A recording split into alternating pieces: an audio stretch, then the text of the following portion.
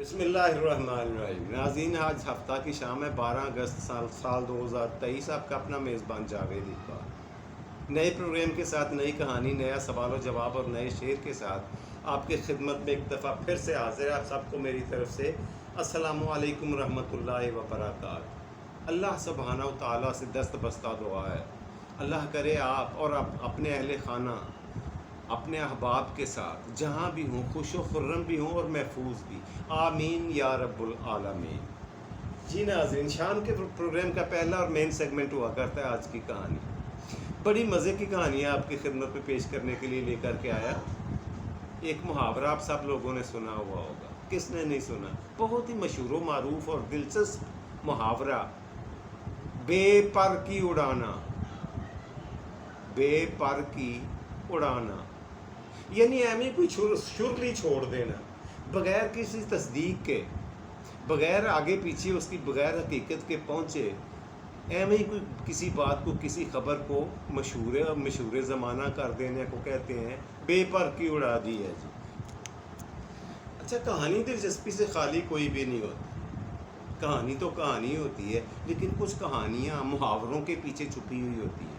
یہ جب ہمارے سامنے آتا ہے محاورہ، ہم پڑھ لیتے ہیں، اس کا مطلب بھی سمجھ لیتے ہیں ڈکشنری سے یا اپنے اساتذہ کرام سے، مگر وہ محاورہ بنا کیسے؟ اگر ہمیں یہ پتہ ہو تو یقین جانیے اس کی روح تک کو سمجھنے کا ہمیں موقع مل جاتا ہے، اور خاص طور پر طالب علموں کے لیے، اسٹوڈنٹس کے لیے یہ چیز بڑی مفید ہو سکتی ہے اگر کوئی مناسب سمجھے تو، اور اہل ذوق کے لیے تو ویسے اس میں بڑی دلچسپی ہوتی ہے محاورہ اور اس کی کہانی میں، اس کے بناوٹ میں، اس کے پیچھے چھپی ہوئی کہانی میں۔ میں آپ کو بتاؤں گا یہ محاورہ کب، کیسے اور کیوں بنا۔ ہوا یہ تھا ناظرین کہ ایک بہت ہی بڑا ملک تھا، گئے وقتوں کی بات ہے، بادشاہت ہوا کرتی تھی، اس ملک میں بھی بادشاہ تھا۔ اب تو خیر دنیا میں چند ملکوں کے علاوہ کہیں بادشاہت رہی نہیں۔ اس سے پہلے جو طرز حکمرانی ہوا کرتا تھا وہ بادشاہت ہی ہوا کرتا تھا، ہر ملک کا، ہر ریاست کا، ہر علاقے کا اپنا بادشاہ۔ وہ بعض اوقات راجہ کہلاتے تھے، کہیں کہیں پہ وہ نواب کہلاتے تھے، کہیں پہ وہ راجہ، بادشاہ، پتہ نہیں کیا کیا، لیکن ہوا وہ بادشاہ ہی کرتا تھا، جو لفظ ہم استعمال کرتے ہیں، حکمران کہہ لیں ملک کا۔ اچھا، وہ بادشاہ جو ملک کا تھا بڑا امیر کبیر تو تھا ہی، اس نے اپنا خزانہ بھرنے کے ساتھ ساتھ عوام کی ویلفیئر کا، عوام کی، اپنی رعیت رعایا اور پبلک کی سہولت کے لیے کیے، ان کی آسانیوں کے لیے کیے جانے، ان کی فلاح و بہبود کے لیے کیے جانے والے کاموں کی خود نگرانی کیا کرتا تھا، تاکہ رعیت کو، عوام کو مشکلات کا سامنا نہ ہو، ان کو کسی مصیبت میں گرفتار دیکھ کر بادشاہ خود بے چین ہو جاتا۔ اور یہی وہ وصف ہوا کرتا ہے جو ملکوں اور قوموں کو ترقی کی راہ پر گامزن کر دیتا ہے۔ اس بادشاہ میں تھا جس کی کہانی میں سنانے جا رہا ہوں۔ خیر، ہوا کیا کہ بادشاہ سلامت کو اپنی ایک بیوی سے بڑا پیار تھا، کئی بیویاں رکھتے تھے یہ بادشاہ لوگ، جو ان کی سب سے پیاری بیوی تھی، زیادہ تر ان کے گھر میں رہا کرتے تھے، جایا کرتے تھے، آیا کرتے تھے، لیکن تھے موڈی آدمی تھا، یعنی گھڑی میں تولا گھڑی میں ماشا، اگر خوش ہے تو خوش ہی خوش ہوتا جا رہا، اور اگر تھوڑی سی اندر خدا نخواستہ ناراضگی یا لڑائی ہوئی اہل خانہ سے تو اس کا اثر وزیروں سفیروں پر بھی پڑتا تھا، لوگ جانیں بچاتے تھے۔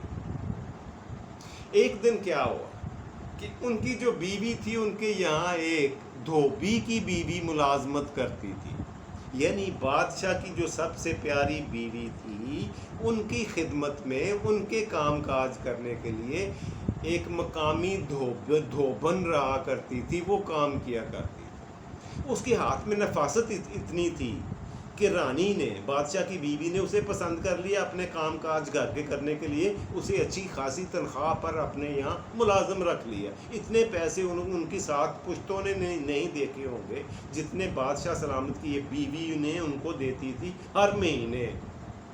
خیر، وہ دھوبن بھی بڑی خوش تھی اور خوش گپیاں، اور جب آہستگی سے بادشاہ سلامت کی بیوی یعنی رانی اور دھوبن میں دوستی ہوتی چلی گئی، اپنی گھریلو باتیں بھی شیئر کرنے لگ گئی، ہو جاتی ہے عورتوں میں، اور پھر جب ایک دوسرے کی طبیعت ملتی ہو، ایک دوسرے کی عادات ایک جیسی ہو، تو دوستیاں ہو جاتی ہیں، واقفیتیں، پیار اور اپنائیت کا اظہار کرنا شروع کر دیں. یہ انسانی خصلت ہے.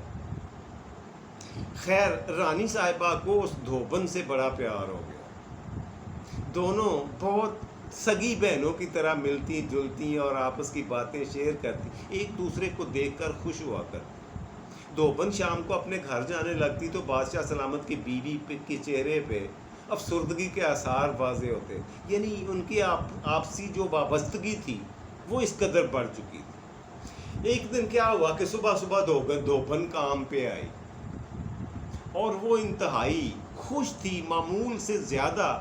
وہ لڈیاں ڈالتے ہوئے، ٹھمکے لگاتے ہوئے دربار میں بادشاہ سلامت کے گھر میں داخل ہوئی، اور اس نے کھانے والے رومال میں کچھ باندھا ہوا تھا، ایک پوٹری.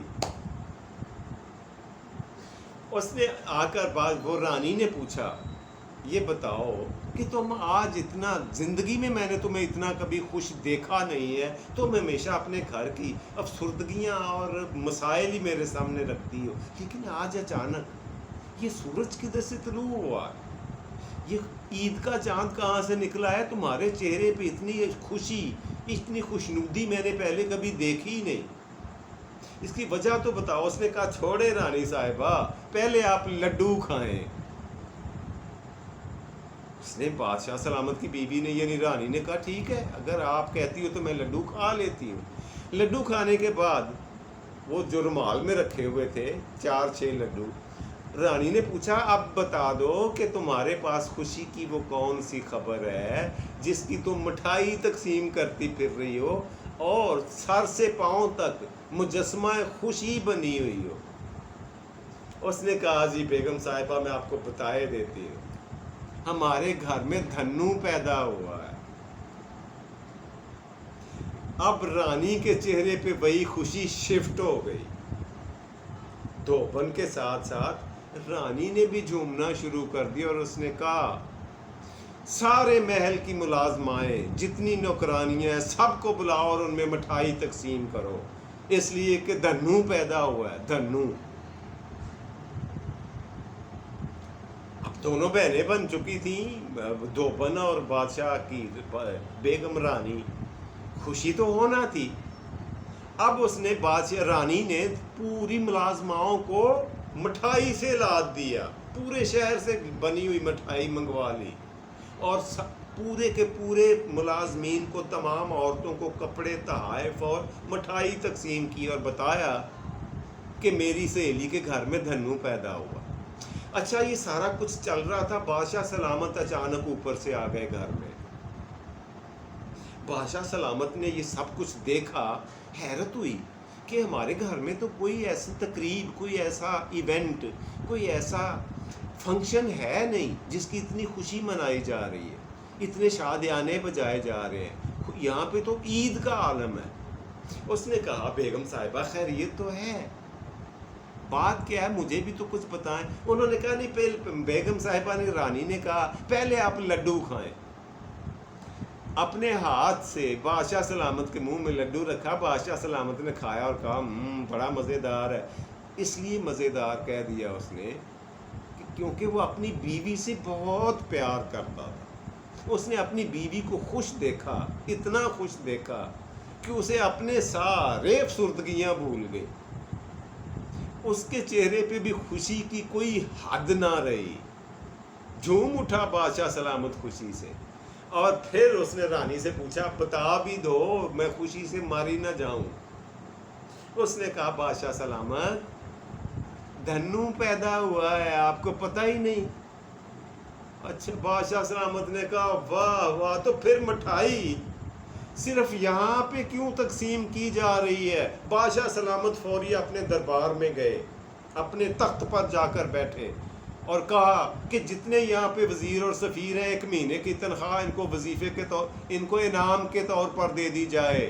ہمارے گھر میں خوشی ہے، پرلے درجے کے، انتہا درجے کے، اتم درجے تک ہم لوگ خوش ہیں.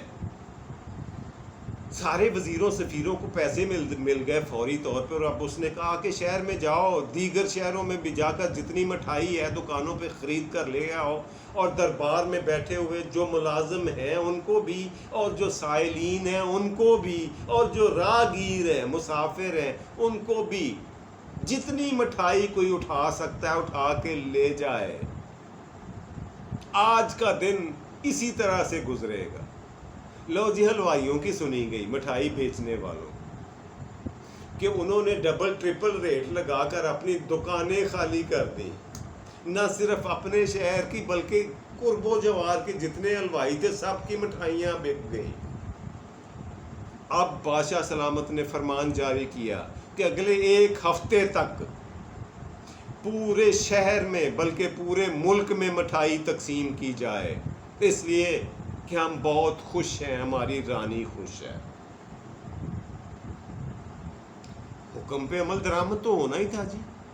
بادشاہ سلامت کو خوش دیکھ کر، اس کا اتنا اچھا موڈ دیکھ کر، وزراء، وزیر اور سفیر اور افسران جو تھے دربار کے ملازمین، ان کے چہرے بھی، ان کے جو جگرے اور دل تھے وہ بڑے ہو گئے، شیر جیسے ہو گئے، خوشی سے جھوم اٹھے، ڈھول اور شادیانے بجانے شروع ہو گئے، دربار میں لڈیاں اور ٹھمکے لگنے شروع ہو گئے۔ لو جی، یہ خوشی پھیلتے پھیلتے پورے دارالحکومت میں اور اس کے بعد پورے ملک میں پھیل گئی۔ 10 دن گزرنے کے بعد، خوشی منانے کے بعد، محل میں بیٹھے ہوئے، دربار میں بیٹھے ہوئے تمام وزیر، سفیر، تمام اعلیٰ عہدے داران ایک دوسرے کی طرف حیرت سے دیکھ رہے تھے کہ ابھی تک ہمیں یہ نہیں بتایا گیا کہ یہ مٹھائی، یہ خوشی کس خبر پہ، کس بات پہ منائی جا رہی ہے، آخر وہ کون سا ایونٹ ہوا ہے، وہ کون سا موقع آیا ہے، ایسا ہوا کیا ہے کہ بادشاہ سلامت نے اتنی زیادہ خوشی منائی۔ بات ایک سے دوسرا، دوسرے سے تیسرا کرتے کرتے کسی کو جرت نہیں ہو رہی تھی کہ براہ راست بادشاہ سے سوال کرے کہ ہمیں یہی بتا دے کہ خوشی کی وہ خبر کون سی ہے جس کی مٹھائی تقسیم، جس کے لیے اتنا جشن منایا جا رہا ہے۔ بات کرتے کرتے وزیر اعظم تک پہنچی۔ وزیر اعظم نے کہا پتہ تو مجھے بھی نہیں ہے، لیکن میں پوچھتا ہوں بادشاہ سلامت سے، میں اتنی ہمت کر سکتا ہوں، مجھے اجازت ہے۔ اس نے ہمت کی اور کہا بادشاہ سلامت، اگر جان کی امان پاؤں، اگر میری گردن نہ اڑا دی جائے تو میں کچھ پوچھنا چاہتا ہوں۔ بادشاہ سلامت نے کہا ٹھیک ہے، تمہیں کچھ نہیں کہا جائے گا، سوال کرو، کیا پوچھنا، کیا چاہتے ہیں؟ انہوں نے کہا یہ منو مٹھائی، ٹنو مٹھائی، یہ جشن نے، یہ ناچ گانا کودنا، ڈھول ڈرمبا، یہ ٹھمکے، یہ شادیانے کس بات کے، وہ آخر وہ ایونٹ کیا ہوا ہے، فنکشن، ایسا ہی خبر کیا ہے جس کے اوپر اتنا جشن منایا گیا ہے؟ پہلے آپ کے گھر میں، زنان خانے میں، اس کے بعد دربار میں، اس کے بعد دارالحکومت میں، اور اس کے اینڈ میں پورے ملک میں منایا گیا، وہ خبر کون سی؟ اچھا، بادشاہ سلامت کے چہرے پہ ایک دم سے سنجیدگی آ گئی۔ تھوڑی دیر خاموشی اختیار کرنے کے بعد بولے وزیر اعظم، بات سچی بتاؤں، مجھے خوشی میں یہ یاد ہی نہیں رہا کہ بیگم صاحبہ سے یہ پوچھوں، اپنی رانی سے، کہ آخر وہ خوشی کی خبر کیا ہے۔ وہ کہتے آپ یہیں پہ بیٹھو، میں پوچھ کے آتا ہوں اپنے گھر سے، اپنی رانی سے پوچھ کے تو آؤں۔ وہ واپس گھر گئے، رانی سے پوچھا، اپنی بیگم سے، رانی یہ بتاؤ کہ آپ کی خوشی میں ہم بہت خوش ہوئے، ہم نے خود مٹھائی کھائی، اپنے محل میں، اپنے دارالحکومت اور پورے ملک میں مٹھائی تقسیم کی، وہ واقعہ کیا ہوا ہے جس کے لیے آپ نے اتنی خوشی منائی ہے، آپ اتنا خوش ہو؟ اب رانی صاحبہ کچھ دیر سوچنے کے بعد بولی، اس نے کہا یہ تو مجھے بھی نہیں پتا، صبح دھوبن کام پہ آئے گی تو اس سے پوچھ کر بتاؤں گی کہ ہوا کیا ہے اصل میں۔ اگلا دن جب ہوا، وہ دھوبن کام پہ آئی دربار میں، رانی صاحبہ کی خدمت میں ڈیوٹی پر آنے کے وقت کے مطابق کھڑی ہو گئی، تو رانی نے پوچھا یہ بتاؤ یہ جو تم نے بتایا تھا ہمارے گھر میں دھنو پیدا ہوا ہے، یہ دھنو کون ہے؟ یہ کون سے بچے کا نام ہے؟ تمہارا بیٹا ہے، تمہارا پوتا ہے، تمہارا نواسا ہے، کون ہے؟ اس نے کہا بیگم صاحبہ بیٹے بیٹیوں نواسے نواسیوں سے زیادہ پیارا ہے ہمیں دھنو۔ اس نے کہا مجھے بھی تو بتاؤ پھر وہ کون ہے جو پیدا ہوا ہے دھنو، جو بیٹوں بیٹیوں سے بھی اور بھانجے بھاجیوں سے بھی، بھتیجے بھتیجیوں سے بھی، نواسوں نواسیوں سے بھی، پوتے پوتیوں سے بھی زیادہ عزیز اور پیارا ہے آپ کو دھنو، وہ ہے کون؟ دھوبن نے کہا بات یہ ہے کہ ہم جب بہت غریب تھے تو ہمارے پاس کوئی ایسا جانور نہیں تھا جس پر ہم کپڑے لوڈ کر کے دھونے کے لیے ندی پر لے جا سکے۔ ہم نے ایک گدی خریدی، اس کے اوپر کپڑے لاد کر ہم لے جاتے تھے اور ہمارے لیے بہت بڑی سہولت بن گئی تھی۔ دھلے ہوئے کپڑے اسی پر لوڈ کر کے گھر میں واپس لے آتے اور اسی پر دھونے والے لاد کر اگلے دن ندی پر لے جا کر دھو لیتے۔ اب ہوا یہ ہے کہ آج سے 10 دن پہلے ہماری اس گدھی نے ایک نر بچے کو جنم دیا، ہم نے اس کا نام دھنو رکھا ہے۔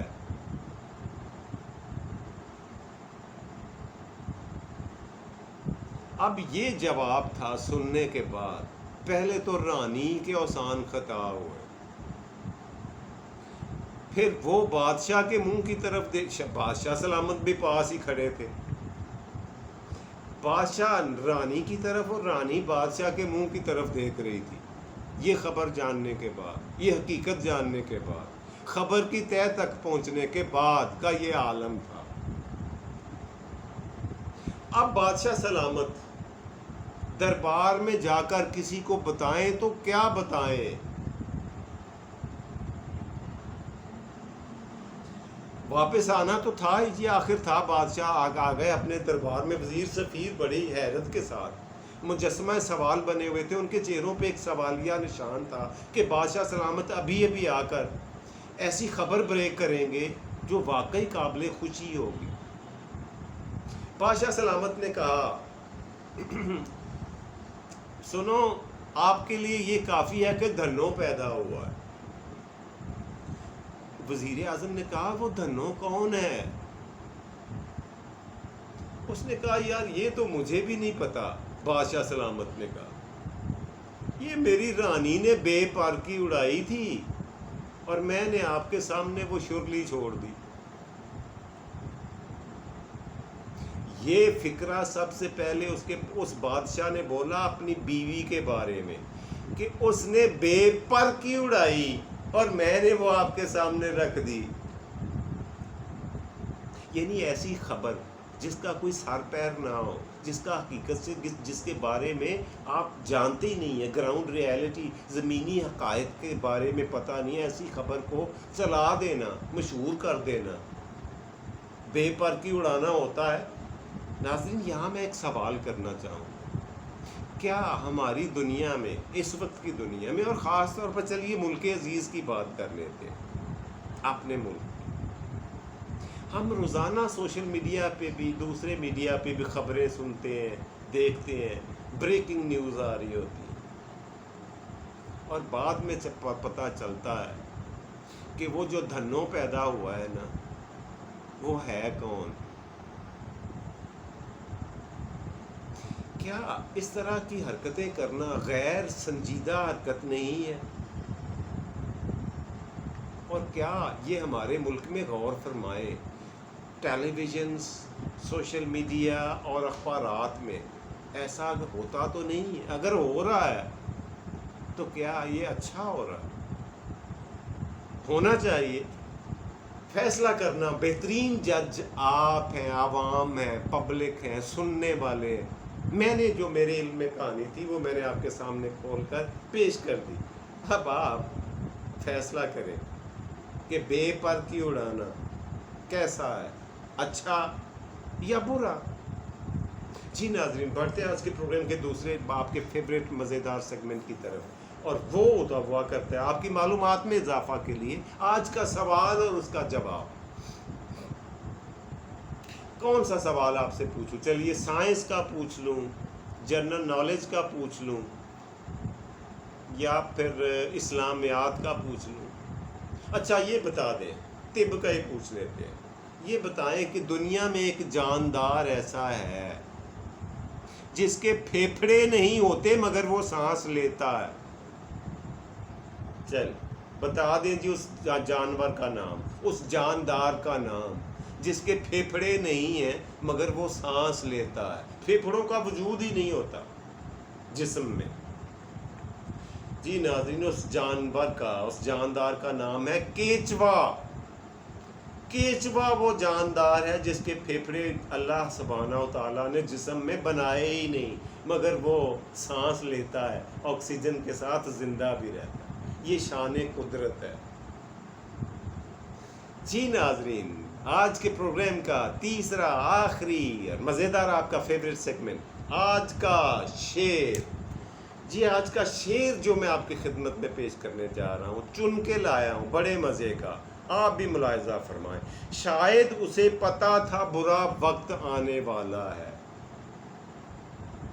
شاید اسے پتا تھا برا وقت آنے والا ہے، خدا تمہاری حفاظت کرے اکثر کہا کرتا تھا،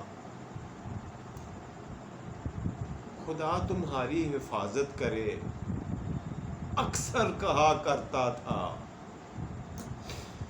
اپنا اور اپنے پیاروں کا ڈھیر سارا خیال رکھیں جی، خوش رکھیں، خوش رہیں، خوشیاں سمیٹیں، خوشیاں بانٹیں۔ اللہ سبحانہ و تعالیٰ آپ کو آسانیاں عطا فرمائے اور آسانیاں تقسیم کرنے کی بھی توفیق دے۔